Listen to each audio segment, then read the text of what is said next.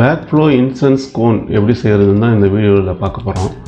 அதாவது ஊதுபத்திலாம் நம்ம ஏற்றி வச்சோம்னாக்கா புகை வந்து மேல் நோக்கி தானே வரும், ஆனால் இதில் கீழ் நோக்கி பரவும். இது பார்க்குறதுக்கு வாட்டர் ஃபால் மாதிரி ஒரு ஸ்மோக் ஃபால் பார்க்கவே ரொம்ப அழகாக இருக்கும். அதே நேரத்தில் இதனுடைய வாசனை வந்து ரம்மியமானதாக இருக்கும், வீடே அருமையான மனம் பரவும். ஸோ இந்த வீடியோ பார்க்குறவங்க நம்ம சேனலை இது வரைக்கும் சப்ஸ்கிரைப் பண்ணலாம், சப்ஸ்கிரைப் பண்ணிக்கோங்க, லைக் பண்ணிக்கோங்க. இந்த வீடியோ கடைசி வரைக்கும் பார்த்துட்டு அடுத்தவங்களுக்கு ஷேர் பண்ணுங்கள். வீடியோக்குள்ளே போகலாம்.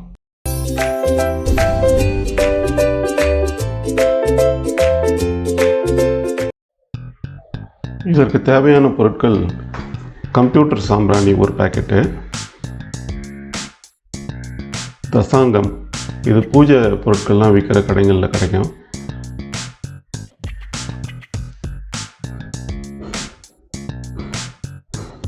சாம்பிராணி, கட்டி சாம்பிராணியாக இருந்தாலும் பரவாயில்ல, இல்லை தூள் சாம்பிராணியாக இருந்தாலும் பரவாயில்ல, வாங்கிக்கோங்க.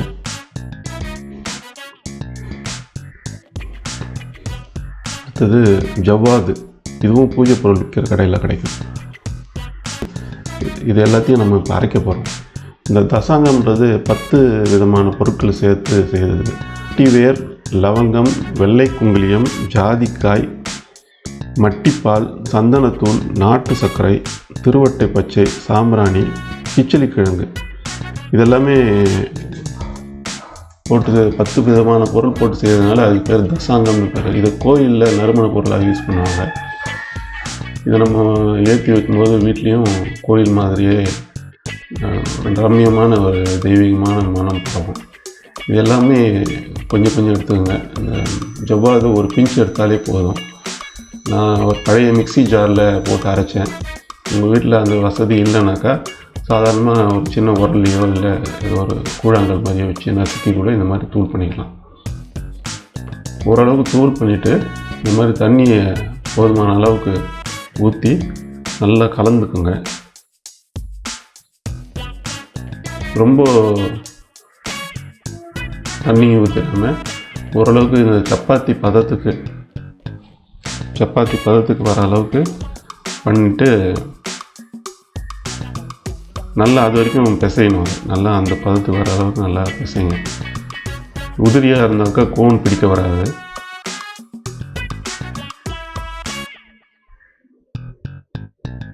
இந்த மாதிரி பதத்துக்கு வர வரைக்கும் நல்லா பிசைஞ்சு எடுத்துக்கோங்க. இது கோன் செய்கிறதுக்கு டையெல்லாம் விற்கிறாங்க, ஆனால் அது கொஞ்சம் தேவையில்லாத செலவு, அது வேண்டாம். நம்ம வீட்டிலேயே நம்ம ஓன் யூஸுக்கு செய்கிறதுனால இந்த மாதிரி கையிலேயே செய்துக்கலாம். இது நம்ம மொத்தமே செய்கிறதுக்கு ஒரு 5லேருந்து 10 நிமிஷம் வரைக்கும் தான் ஆகும். ஸோ நம்ம சின்னதாகவும் நமக்கு போதிய அளவுக்கு செய்துக்கலாம். ஒரு சின்ன குச்சியை எடுத்து, தீக்குச்சியோ இல்லை ஏதோ ஒன்று எடுத்து பின்பக்கத்தில் இந்த மாதிரி ஒரு தொலை போட்டுக்கோங்க. அந்த தொலை வந்து அந்த கோனுடைய மொத்த அளவில் 90% அளவுக்காவது இருக்கணும். அந்த அளவுக்கு போட்டுக்கோங்க. தொலை போடும்போது சின்னதாக வீரல் மாதிரிலாம் விடுறதுக்கு வாய்ப்பு இருக்குது. அதை பார்த்து அச்சப்பட வேணாம். பின்பக்கம் கொஞ்சமாக அழுத்தி விட்டிங்கன்னா அது சரியாயிடும். அப்படியும் சரியாகலைன்னா இன்னும் கொஞ்சமாக மிக்ஸ் பண்ணிக்கோங்க தண்ணியை. இப்போ நான் வீடியோவை ரொம்ப லென்த்து போகுதுன்றதுக்காக பாஸ் ஃபார்வர்ட் பண்ணியிருக்கேன், உங்களுக்கு அதே நேரத்தில் செய்து காமிக்கணுன்றதுக்காக. இந்த மாதிரி 90% அளவுக்கு லென்த்து நீங்களே மார்க் பண்ணிக்கிட்டு அந்த அளவுக்கு உள்ளே இன்சர்ட் பண்ணிக்கிட்டு நல்லா இந்த மாதிரி ஓரளவுக்கு தட்டி கொடுத்துட்டு மெதுவாக எடுத்துட்டிங்கனாக்கா அழகாக வந்துடும். ஸோ இந்த மாதிரி நீங்கள் மொத்த மிக்ஸையும் இதே மாதிரி பண்ணி ரெடி பண்ணிக்கோங்க. இப்போ நான் போட்ட குவான்டிட்டியில் எனக்கு பெரிய சைஸில் 5 கோனும் சின்ன சைஸில் 8 கோனும் கிடச்சிது. நம்ம முழு பாக்ஸையும் எல்லாம் நம்ம வாங்கின எல்லாத்தையுமே மொத்தமாக போட்டுருந்தோனாக்கா ஒரு 20லேருந்து 25 வரைக்கும் கூட கிடச்சிருக்கும்.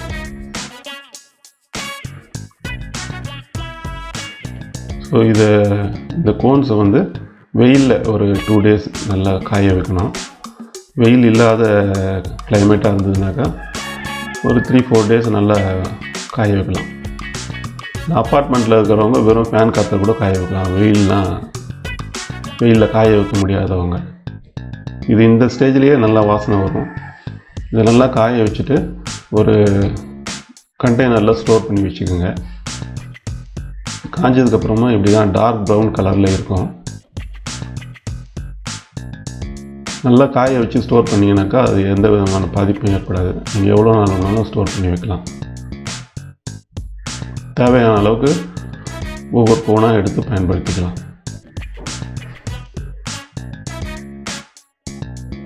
இதை நார்மலாக தீக்குச்சியில் ஊதுபத்தி கொளுத்துற மாதிரியே கொளுத்திட வேண்டியது தான்.